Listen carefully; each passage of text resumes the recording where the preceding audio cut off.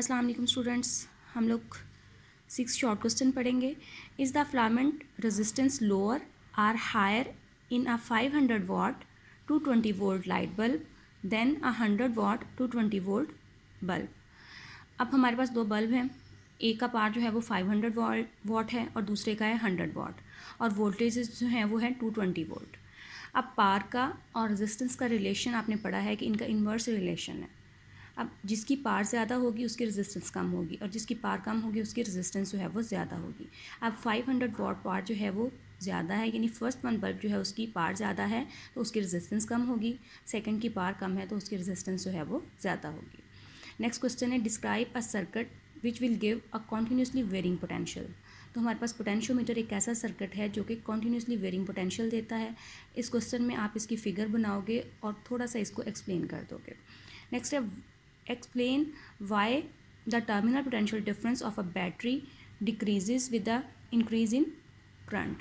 यानी करंट बढ़ने से टर्मिनल पोटेंशियल की वैल्यू जो है वो क्यों कम हो जाती है. टर्मिनल पोटेंशियल जो है किसके बराबर होता है, EMF minus I small R. I है करंट, स्मॉल आर है internal resistance of battery.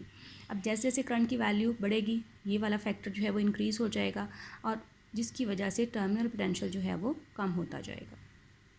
Next है, what is the Wheatstone bridge, how can it be use to determine an unknown resistance. इसमें भी आप व्हीटस्टोन ब्रिज जो है वो पढ़ चुके हो टॉपिक. अब व्हीटस्टोन ब्रिज की आप डायग्राम बनाओगे और उसके बाद रेजिस्टेंसेस के लिए फार्मूला क्या है कि R1/R2 बराबर होता है R3/R4 के. अब इसके लिए नेसेसरी कंडीशन ये होती है कि हमने रेजिस्टेंसेस को इस तरह से सेट करना होता है कि कोई गैल्वेनोमीटर जो है वो हमें ज़ीरो डिफ्लेक्शन शो कर रहा हो. ठीक है, फिर उस केस में फार्मूला हम ड्राइव करते हैं R1/R2 is equal to R3/R4. तो वहाँ से हम अननोन रेजिस्टेंसेस जो है उनको कैलकुलेट कर सकते हैं. इसके बाद नेक्स्ट थर्ड न्यूमेरिकल देखें. थर्ड न्यूमेरिकल जो है इसमें हमने निकालना है इक्विवेलेंट रेजिस्टेंस. पहले तो ड्राइव करनी है इन सब की. ठीक है, इक्विवेलेंट रेजिस्टेंस निकालने के बाद हम करंट निकालेंगे, और करंट निकालने के बाद हमने हर कंपोनेंट जो है उसमें अलग से, यानी हर रजिस्टर में से अलग से करंट की वैल्यू जो है वो कैलकुलेट करनी है. इसके लिए सबसे पहले हम क्या करेंगे, ये दोनों रजिस्टर्स जो हैं वो पैरेलल में अटैच हैं. पैरेलल में अटैच हैं तो इनकी इक्विवेलेंट रेजिस्टेंस किसके बराबर आएगी, 1/RE is equal to 1/R1 plus 1/R2. इस फार्मूला से अगर हम इसको सॉल्व करेंगे तो हमारे पास जो दो पैरेलल कंपोनेंट, दो पैरेलल रजिस्टर थे उनकी रेजिस्टेंस आ जाएगी 3 ओम. ठीक है, नेक्स्ट सीरीज़ में है तो सीरीज़ में आपको पता है रेजिस्टर्स ऐड होते हैं, यानी इनके रेजिस्टेंसेस जो हैं वो ऐड हो जाएंगी तो ये 6 हो जाएगी.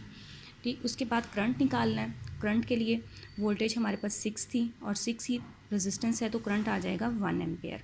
उसके बाद अलग से जो है वो आपने R1 रजिस्टर में से, R2 में से और R3 में से जो है वो करंट की वैल्यूज़ जो हैं उनको कैलकुलेट करना है. यही किया हुआ है, R1 में से निकाली हुई है, R2 में से और R3 में से. नेक्स्ट अगला क्वेश्चन जो है इसमें आपको रेजिस्टेंस फाइंड आउट करनी है. ठीक है, रेजिस्टेंस के लिए फार्मूला हमने पढ़ा है किसके बराबर होता है, रॉ L/A. सारी वैल्यूज़ गिवन है, आप इनमें जो है वैल्यूज़ डाल के आंसर जो है वो कैलकुलेट कर सकते हैं. नेक्स्ट अगले क्वेश्चन में जो है आपने फाइंड आउट करना है RT, यानी टेम्परेचर बढ़ाने से रेजिस्टेंस पे जो इफेक्ट होता है उसकी वैल्यू जो है उसको कैलकुलेट